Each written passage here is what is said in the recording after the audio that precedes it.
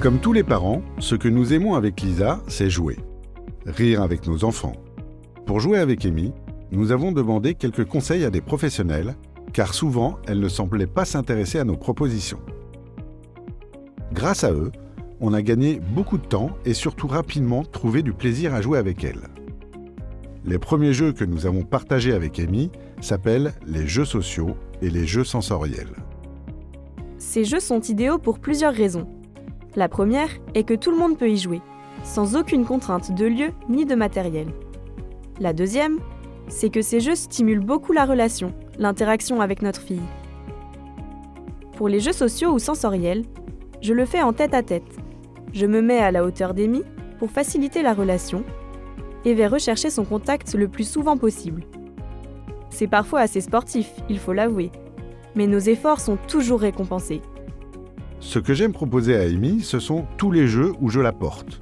La faire tourner, la faire sauter, et quand je lui fais des chatouilles, ce sont des moments de partage pleins de joie pour nous deux. Moi, ce que je préfère, ce sont tous les jeux où l'on se cherche, ou quand on se court après. Amy me regarde plus, je vois que ces jeux renforcent vraiment l'interaction. Mais si je fais durer le jeu trop longtemps, elle a tendance à se désintéresser. Alors avec Mitch, on varie nos propositions. Parfois on sort les bulles, les balles sensorielles, les jeux lumineux. En psychomotricité, je commence presque toujours la séance par des activités sociales ou sensorielles. Amy y est très sensible.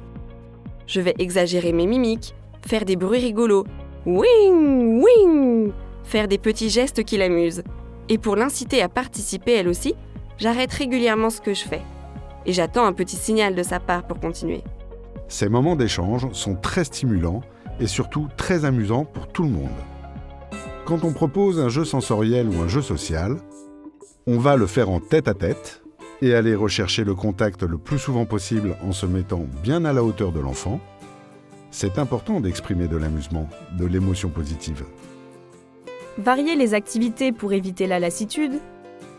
Privilégier les jeux de contact et les jeux sans matériel comme les massages, les chansons, les chatouilles. Et accompagner les actions de sons, de gestes, de mimiques rigolotes. Enfin, pour stimuler la participation de l'enfant, on va stopper l'activité et attendre une réaction de sa part pour continuer.